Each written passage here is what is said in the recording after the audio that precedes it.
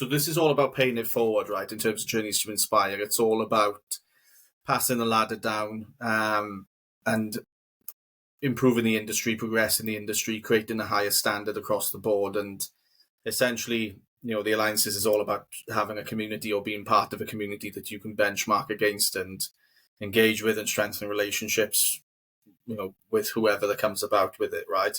In terms of you up until this point, are you finding ways to help others to get into the industry? Are you mentoring yourself, right? I appreciate that you're only 3 years in, right? But are you coaching people into this industry? Are you offering advice to people that are reaching out? Are people reaching out? Is that not the case? Are you open to that? What sort of role do you see yourself in this industry? This industry is well known for having skill shortage, right? So that's why I asked the question. So yeah, what are you up to in terms of that? So yeah, this is a great question. I would say that I'm really into helping people get into cybersecurity because it's like you said, there's such a shortage of people in this role. And I think the purpose is really good as well because cybersecurity is about protecting people. And with all the new technology that's coming out, people getting the new iPhone 15 the other day, my brother's only 14 and he's getting all this technology, but he doesn't know the repercussions of things that could happen online, social media, stuff like that. And so I have conversations with him. But what I have done specifically, so first of all, I've talked at some schools about cybersecurity. Essentially, I've talked about protection online, but I've also done a school career day as well. Just talking about cybersecurity as an actual profession and how you can get into that. And then at the same time, I've created a social media on Instagram where sometimes I post about specific attacks. I've talked about imposter syndrome like I have today. Some of the experiences that I have, I've basically put on there. And I've really been enjoying doing that.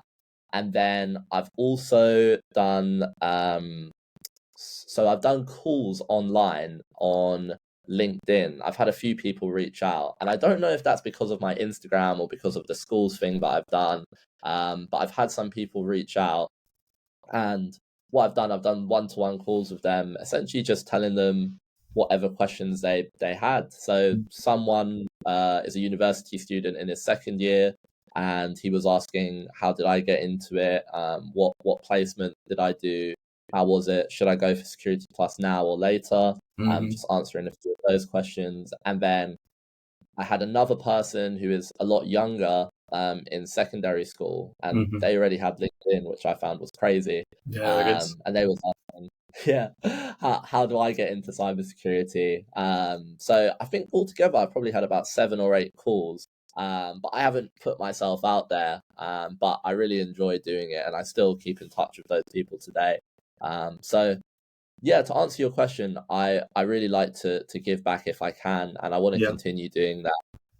No, fair play, mate. This is good. 'Cause I think, the reality is there's only so many hours in the day, and there's a lot to do, right, in terms of the roles and responsibilities for anyone in this industry. So yeah, I applaud you for getting involved in so much stuff, genuinely, because some people don't, and some people fear as well, thinking, does my opinion even matter? It doesn't matter. What we've produced with this and what we've proved with this is the people who come out of the woodwork that sort of go, that message on that podcast or vodcast or what you've highlighted here has really helped me, because people find affinity with real life stories and real life journeys, right? That's what social media has proved, doesn't it? As people want to aspire to certain things, so I think that allowing, with privacy in mind, let's go back to the industry, but with privacy in mind, allowing people to have that transparency and that visibility into what it's actually like, sort of cuts out a lot of the noise a little bit, right? And I think having someone who you can confide in and, bounce off and, have that open door policy with really, really helps.